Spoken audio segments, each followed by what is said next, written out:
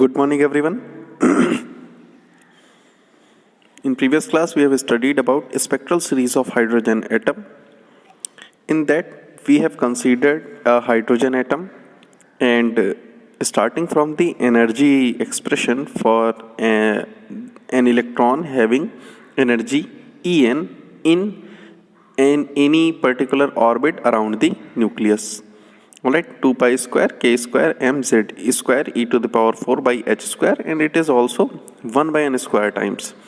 So all the remaining things were constant, and En, the energy attained by the or carried by the electrons revolving in an orbit, is proportional to the principal quantum number, is proportional to, we can say, the square of the inverse of the principal quantum number n, or we can say it is proportional to 1 by n square.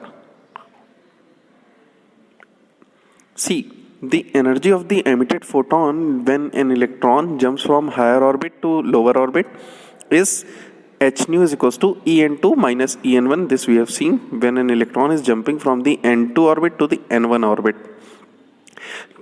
Here we have seen the expression for this frequency nu is equals to this times and 1 by n2 square minus 1 by n1 square. Then we have calculated the wave number for this. जो photons निकलते हैं या फिर जो भी हमारी energy निकल रही है उसकी वेव नंबर क्या होगा, ठीक है, that is 1 by lambda, it is nu by c, and we have calculated this expression nu bar. This 2 pi square m के square z square e to the power 4 divided by c h cube, it was considered as, देखिए यहाँ कुछ कमी है, यहाँ Z square होना चाहिए था, ठीक है. तो पहली चीज़ तो हम इसी को कन्वर्ट कर लेते हैं Z square, are Z square, ठीक है. नेक्स्ट, अगर हम हाइड्रोजन एटम की बात करते हैं तो Z equals to 1 for hydrogen atom. Alright, so this will be, अगर हम एक हाइड्रोजन एटम को कंसीडर कर रहे हैं, this will be nu bar is equals to R and it is 1 by n2 square minus 1 by n1 square, where is this capital R is 2 pi square m k square e to the power 4 by ch cube. It is a constant having unit per meter. all right, per meter जैसे उसकी unit होती है wave number की, वैसे ही इसकी है पर metre, ठीक है. और इसकी वैल्यू क्या है 1.09 into 10⁻7. This is called Rydberg constant. Rydberg constant इसकी हमें बहुत ज़्यादा आगे ज़रूरत पड़ती है जब हम अपनी ये जो फाइन स्ट्रक्चर बिहेवियर या फिर स्प्लिटिंग पढ़ते हैं, ठीक है ना, जहाँ पे भी हम स्पेक्ट्रल सीरीज़ पढ़ते हैं, हाइड्रोजन एटम की ही नहीं, जब हम मल्टीपल नंबर ऑफ इलेक्ट्रॉन्स किसी एटम में होते हैं उसकी स्टडी करते हैं, तब भी हमें रिडबर्ग कांस्टेंट की ज़रूरत पड़ती है, ठीक है. तो इतनी चीज़ें हमने देखी थी. Today we are going to study different type of spectral series using this expression. Alright, and then we will come to our energy level diagram for hydrogen and different type definitions related to excitation and ionization potentials. So let's start. So firstly, spectral series. हमने expression देखा, मैं उस expression को फिर से लिख देता हूँ.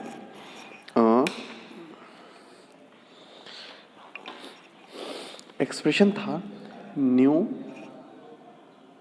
बार it is equals to R. अगर मैं हाइड्रोजन एटम की बात कर रहा हूँ जेड इक्वल्स टू 1. सबसे पहले तो यही चीज़ ध्यान रखना, गलत मत समझ लेना एक्सप्रेशन को. Then it is 1 by n. देखिए यहाँ पे एक चीज़ और है, जब हम माइनस साइन को अंदर ले लेते हैं इस एक्सप्रेशन में, देखिए ये भी चीज़ हो रहा है यहाँ पे n2n1 चल रहा है ना, यहाँ मैंने n2n1 लिखा है, n2n1 लिखा है, ये प्लस साइन के साथ है ना यहाँ पे.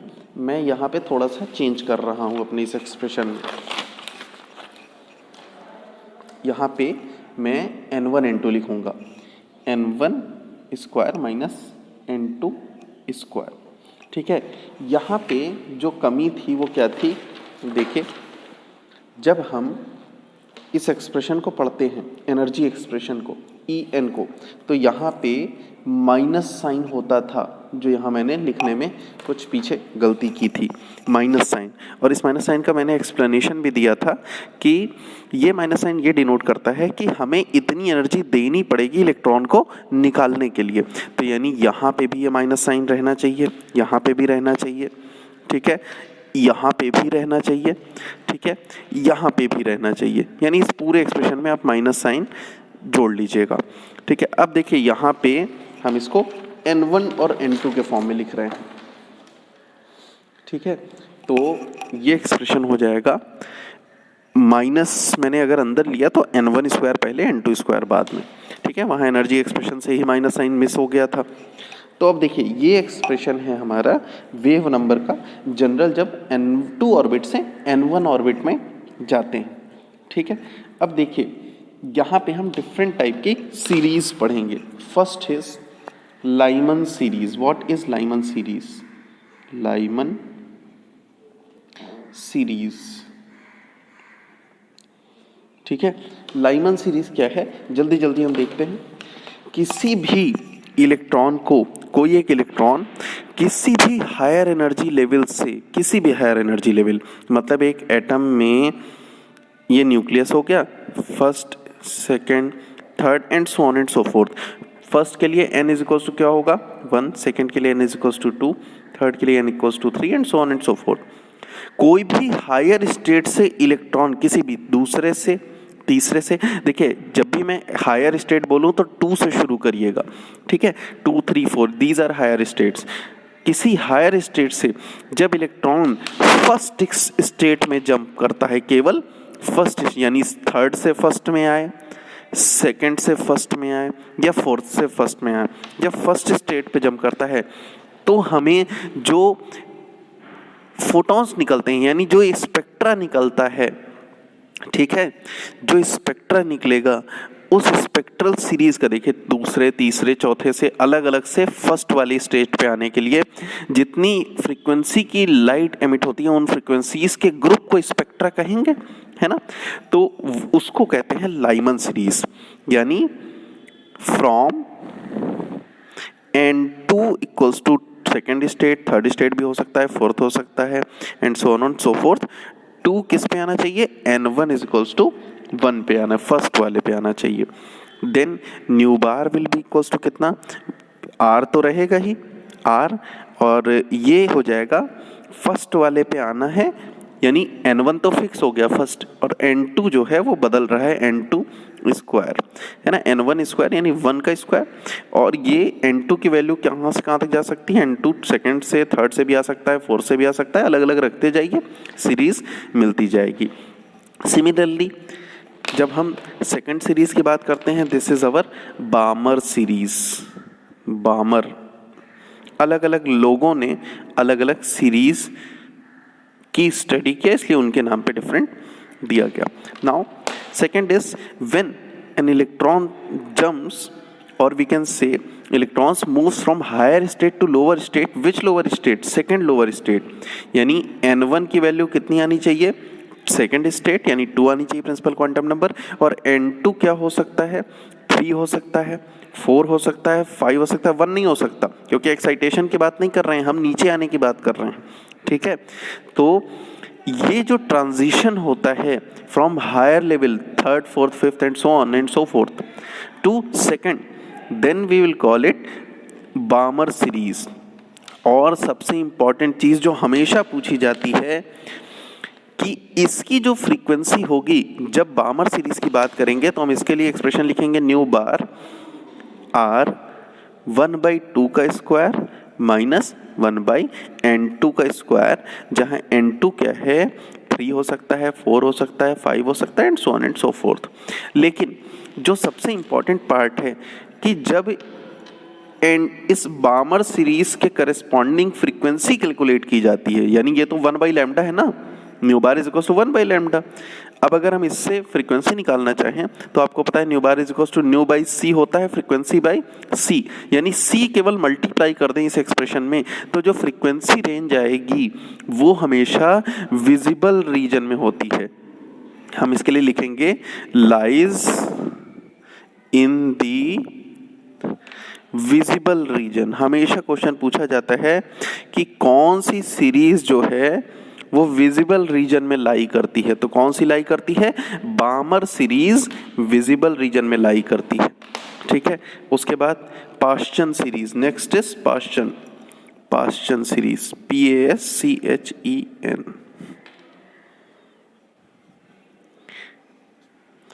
इसमें क्या है, थर्ड एक्साइटेड स्टेट में आएगा, N1 कितना हो जाता है 3 और N2 अब 4 से चेंज होगा, 4, 5, 6 and so on and so fourth. So new bar will B how much, या वेव नंबर कितना, R मल्टीप्लाइड बाई, ये सभी हाइड्रोजन के लिए बात हो रही है, 3 का स्क्वायर माइनस 1 बाई N2 कितना है, N2 तो अलग अलग रखना है, तो जहाँ N2 इक्वल्स टू कितना है 4, 5, 6 and so on and so fourth. ठीक है, ये मल्टीप्लाई नहीं है, ये मैंने अलग से इसके लिए स्टेटमेंट लिखा है कि N2 क्या होगा, तो ये एक्सप्रेशन बन जाता है। This is for पाश्चन series. ठीक है, similarly for Brackett series, Brackett series, Brackett series में क्या है, Brackett series, this series is for transition from any higher state to fourth state. N1 is equals to 4 and N2 could be 5, 6, 7 and so on and so forth. So Paschen series expression wave number will be R 1 by 4 square minus 1 by N2 square for N2 values are 5, 6, 7 and so on and so fourth. ठीक है, तो ये principal quantum numbers हैं। ठीक है, तो ये series हो गई हमारी, ये लाई करती है किस रीजन में, ये सब याद रहना चाहिए, ये इंफ्रारेड रीजन है। इंफ्रारेड, अगर आपसे पूछे कि इंफ्रारेड रीजन से रिलेटेड सीरीज कौन सी है, तो ब्रैकेट भी है और कुछ कुछ ये पाश्चन भी होती है। ठीक है ना, इसको फार इंफ्रारेड कह सकते हैं, नहीं इंफ्रारेड कह सकते हैं। इसी तरह देखिए, ये जो लाइमन सीरीज होती है, ये यहाँ पे मुझे बता देना चाहिए, ये रिलेटेड है, it is related to ultraviolet region, क्योंकि फ्रीक्वेंसी बहुत ज़्यादा आएगी अल्ट्रा वायलेट रीजन। लेकिन सबसे ज़्यादा पूछे जाने वाली कौन सी है, विजिबल रीजन के बारे में सबसे ज़्यादा पूछा जाता है कि विजिबल रीजन से रिलेटेड कौन सी है, then it is Balmer series. Now come to next series, that is Pfund, Pfund. ठीक है ना, PFUND, P silent, Pfund series. अब आप लोग खुद ही एनालॉजी लगा के समझ रहे होंगे कि क्या होने वाला है। N1 शुड बी फिफ्थ, किसी भी हायर स्टेट से फिफ्थ स्टेट यानी फोर्थ एक्साइटेड स्टेट है ना, क्योंकि फर्स्ट वाली तो ग्राउंड होती है। N2 इज इक्वल्स टू 6, 7, 8, या ऐसे कुछ भी हो सकती है higher than 5। Then it is nu bar will be equals to R 1 by 5 square minus 1 by N2 square. तो ये हो गई हमारी वो सीरीज हो गई फुंड की। देखिए इसमें भी कहाँ किस रीजन में मिलने वाली है, वही इंफ्रारेड रीजन में मिलती है। ठीक है ना, इंफ्रारेड रीजन, इंफ्रारेड रीजन, ये सब याद रखिएगा, लेकिन सबसे ज़्यादा इंपॉर्टेंट है बामर सीरीज। ठीक है, तो दीज आर दी ट्रांजिशंस। ठीक है, अब अगर हम इसी से रिलेटेड एनर्जी लेवल डायग्राम बनाएं तो उसको भी हम देख लेते हैं, फिर हम अपने अगले टॉपिक पे आएंगे। इसी को अगर हम डायग्रामेटिकली शो करना चाहें तो कैसे शो करेंगे, ध्यान दीजिएगा। अभी जो बनाने जा रहे हैं वो बहुत इंपॉर्टेंट है, उसका आगे रोल बहुत ज़्यादा है। देखिए मैंने कहा कि फर्स्ट स्टेट अगर मैंने बनाई कि ये हमारी ग्राउंड स्टेट है, ग्राउंड स्टेट लेवल मैंने n इक्वल्स टू 1 इस लाइन को शो किया।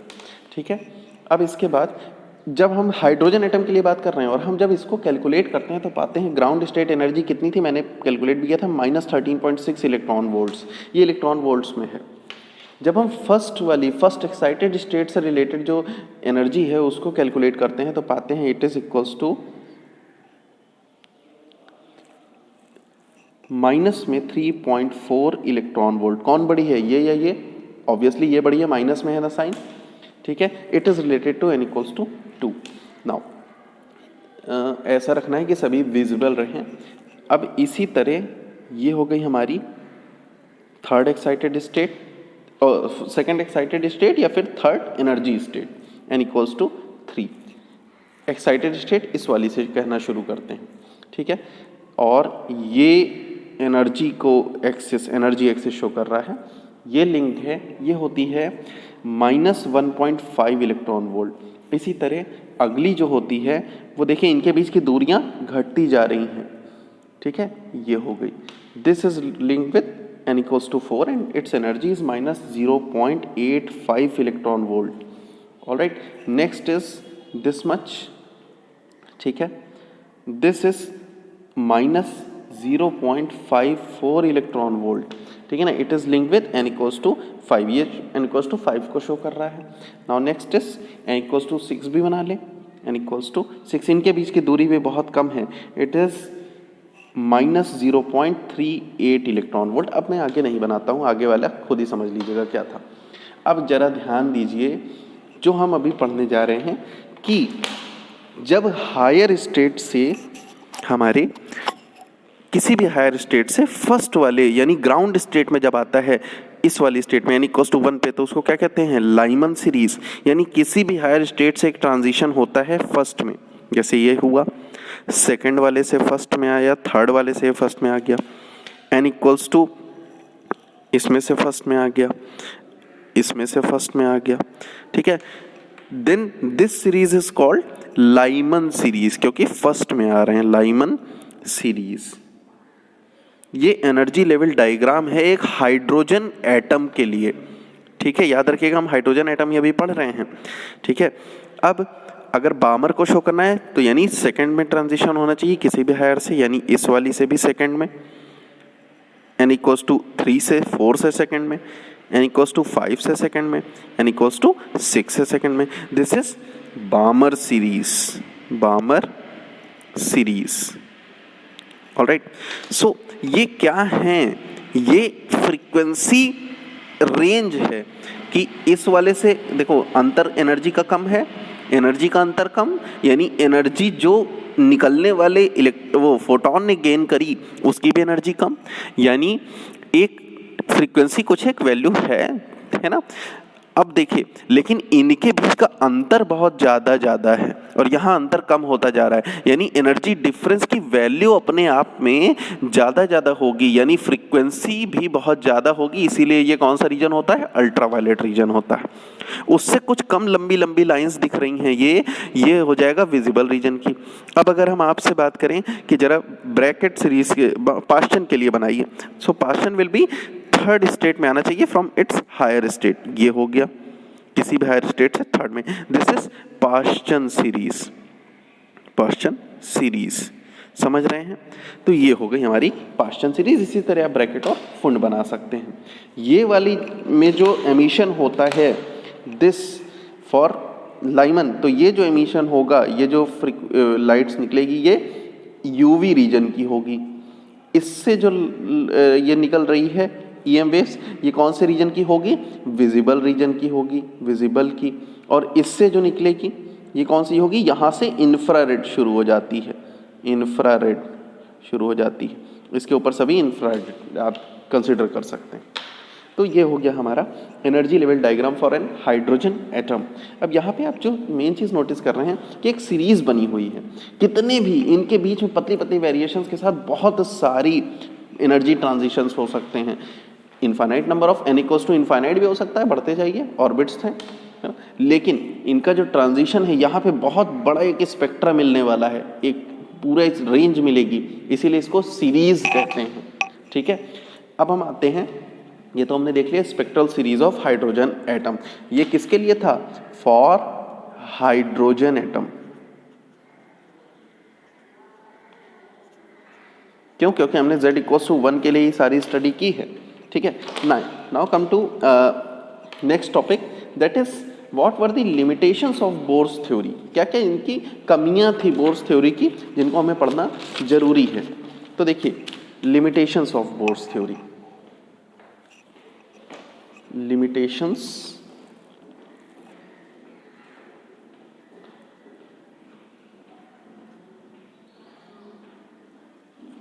ऑफ बोर्स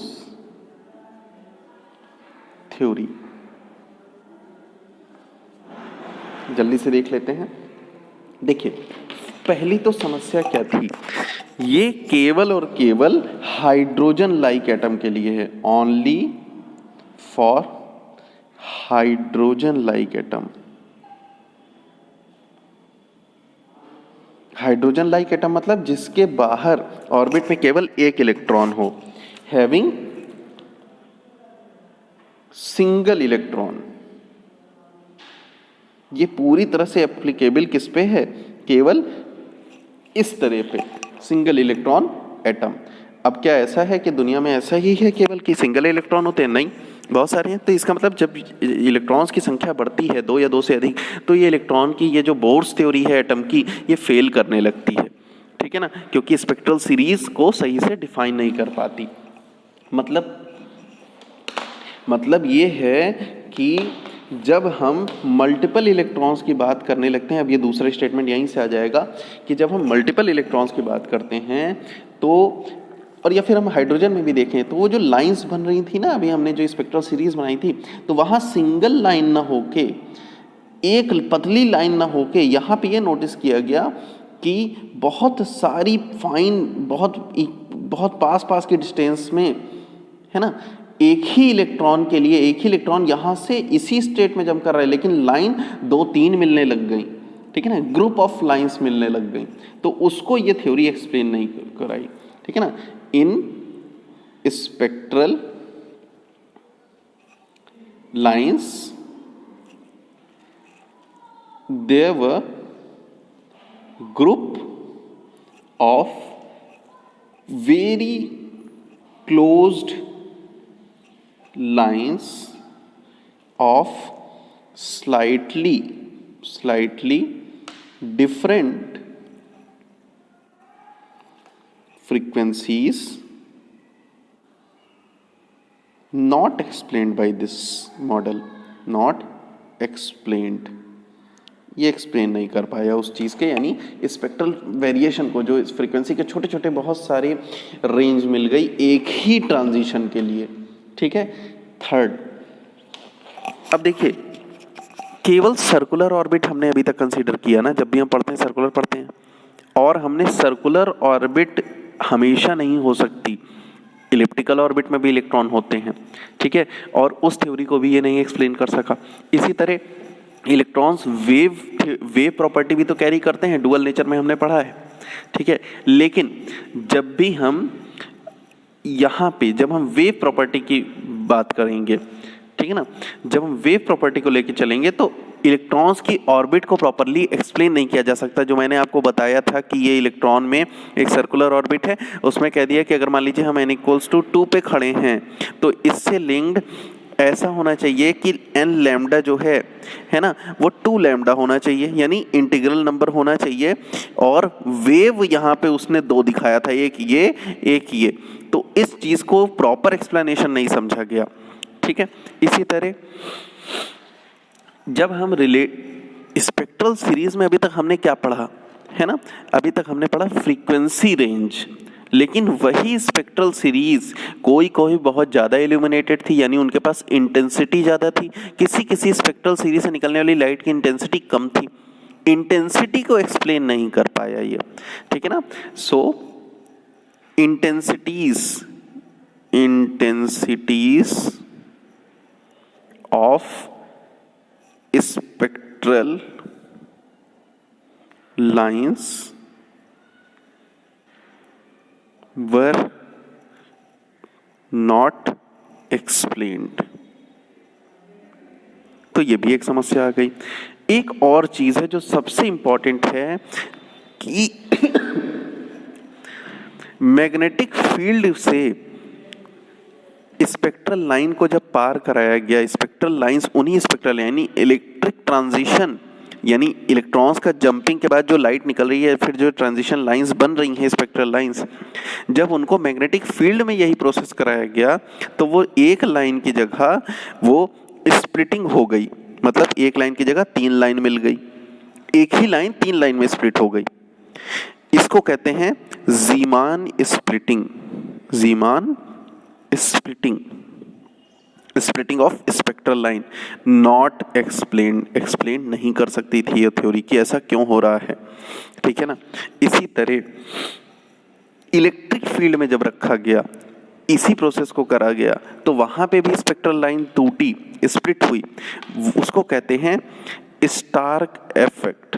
इलेक्ट्रिक फील्ड के लिए स्टार्क इफेक्ट, ये भी नहीं एक्सप्लेन किया जा सकता।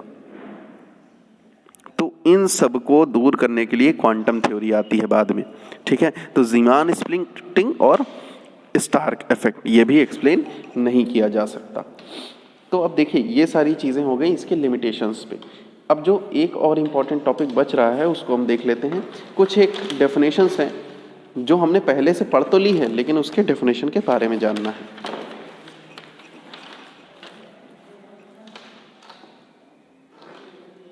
सी, there are some properties like excitation and ionization. तो ये है क्या, अब उसको हम डेफिनेशन में देख लेंगे। First one is what is excitation potential. देखिए यहाँ पे एक चीज़ को समझिएगा कि मान लीजिए ये एक एटम है, न्यूक्लियस हो गया, ये इलेक्ट्रॉन हो गया, ठीक है। एक इलेक्ट्रॉन यहाँ बाहर से, इलेक्ट्रॉन बाहर से आ रहा है। इस इलेक्ट्रॉन को हमने क्या किया, पोटेंशियल लगा के, कैसे इलेक्ट्रॉन को पोटेंशियल कैसे लगाएंगे, इलेक्ट्रिक फील्ड देंगे और इलेक्ट्रॉन को काइनेटिक एनर्जी प्रोवाइड कराएंगे। काइनेटिक एनर्जी इसके पास होगी कैसे, थ्रू एक्साइटेशन पोटेंशियल, एक या फिर कह दें इसको एक्सेलरेटिंग पोटेंशियल। हमने इलेक्ट्रॉन को एक वोल्टेज लगा के इलेक्ट्रिक फील्ड दिया जिससे वो एक्साइट हुआ, तेजी से मूव किया, काइनेटिक एनर्जी ज़्यादा आई। जितनी ज़्यादा ये इसके पास, जितना ज़्यादा हम पोटेंशियल अप्लाई करेंगे उतना ज़्यादा ये काइनेटिक एनर्जी गेन करेगा। इसको हम इस टारगेट एटम से टकरा रहे हैं, टारगेट एटम से। तो अब हम आते हैं अपने इस स्टेटमेंट पे। It is that accelerating potential which gives to a bombarding electron, bombard हो रहा है ना ये electron, sufficient energy to excite the target atom. इस टारगेट एटम को एक्साइट कैसे करना है, by raising one of its electron, किसका इलेक्ट्रॉन, टारगेट एटम का electron, from an inner to an outer orbit. तो समझ में आया ना, एक्साइटेशन पोटेंशियल मतलब इस टारगेट एटम के किसी एक इलेक्ट्रॉन को, किसी भी एक इलेक्ट्रॉन को, हो सकता है वो अपनी तीसरी ऑर्बिट में अभी सबसे बाहर खड़ा हो, उसको हमने इतना तेजी से इस इलेक्ट्रॉन से हिट किया दूसरे एक बॉम्बार्डिंग इलेक्ट्रॉन से। ये क्या है, बॉम्बार्डिंग इलेक्ट्रॉन, इससे हिट किया तो यहाँ का जो इसके अंदर का एटम के अंदर का इलेक्ट्रॉन था ये बाहर आया, अपनी एकदम बाहर नहीं आया, अपनी हायर स्टेट पे गया किसी, तो हम कहेंगे कि टारगेट एटम एक्साइट हो गया, ठीक है। तो ये क्यों हुआ, बॉम्बार्डिंग इलेक्ट्रॉन के कारण। बॉम्बार्डिंग इलेक्ट्रॉन के पास एनर्जी कहाँ से आई, काइनेटिक एनर्जी थी। कैसे मिली, एक एक्सिलरेटिंग पोटेंशियल लगा के। इसी एक्सिलरेटिंग पोटेंशियल की वैल्यू जितना एक इलेक्ट्रॉन को एक्साइट कर दे टारगेट एटम के, उसको कहते हैं एक्साइटेशन पोटेंशियल, ठीक है।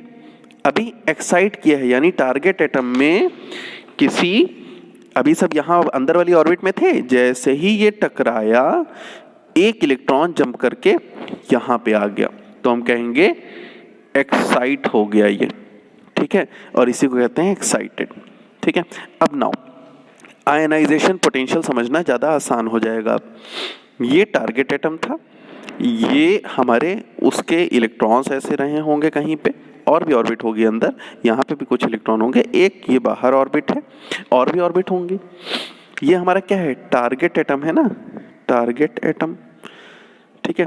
हमने क्या किया, एक इलेक्ट्रॉन को वैसे ही बॉम्बार्ड कराया, इलेक्ट्रॉन को, ठीक है। इलेक्ट्रॉन को के पास क्या था, काइनेटिक एनर्जी थी। कैसे, एक्सेलरेटिंग पोटेंशियल लगाया ना, थ्रू एक्सिलरेटिंग पोटेंशियल। अब इसके साथ क्या होगा, ये तेजी से वहां हिट करेगा, ये बॉम्बार्डिंग इलेक्ट्रॉन है। अब इतना तेज हिट कर दे, यानी इतनी काइनेटिक एनर्जी इसके पास हो कि एक इलेक्ट्रॉन को ये एक्साइट ना करे, ये पूरा पूरा बाहर निकाल दे यहां वाले इलेक्ट्रॉन को टारगेट एटम के, तो हम कहेंगे कि ये एटम आयोनाइज हो गया। क्योंकि इसका एक ये इसमें एक आयन बचा, क्योंकि इसमें से एक इलेक्ट्रॉन निकल गया बाहर। क्यों निकला? क्योंकि एक बॉम्बार्डिंग इलेक्ट्रॉन ने इस पे जाके टक्कर मारी थी, और उस बॉम्बार्डिंग इलेक्ट्रॉन के पास इतनी एनर्जी थी कि उसने इसको इलेक्ट्रॉन को पूरा निकाल दिया, इसके एक इलेक्ट्रॉन को। और उसको एनर्जी मिली कहां से थी? एक एक्सेलरेटिंग पोटेंशियल से, जो बाहर से हमने इलेक्ट्रिक फील्ड या पोटेंशियल लगाया था। तो अब पढ़ते हैं, it is that accelerating potential which gives to a bombarding electron sufficient energy to ionize the target atom by knocking one of its electron completely out of the atom। ठीक है, तो ये प्रोसेस हो गया। Now come to the excitation and ionisation energy. इसमें थोड़ा सा आसान है। देखिए, एक्साइटेशन एनर्जी और आयनाइजेशन एनर्जी क्या है। पहले एक्साइटेशन एनर्जी, ये है न्यूक्लियस, ये है, ये उसके ऑर्बिट्स हैं डिफरेंट, यहाँ कुछ एटम हैं, इलेक्ट्रॉन्स हैं, यहाँ पे कुछ और इलेक्ट्रॉन्स होंगे, ठीक है, और ये ऑर्बिट अभी खाली है, या फिर हो सकता है कुछ एक भरे भी हों उसमें। देखिए यहाँ पे क्या है, the excitation energy of an atom is defined as the energy required by its electron to jump from the ground state to any of the excited state।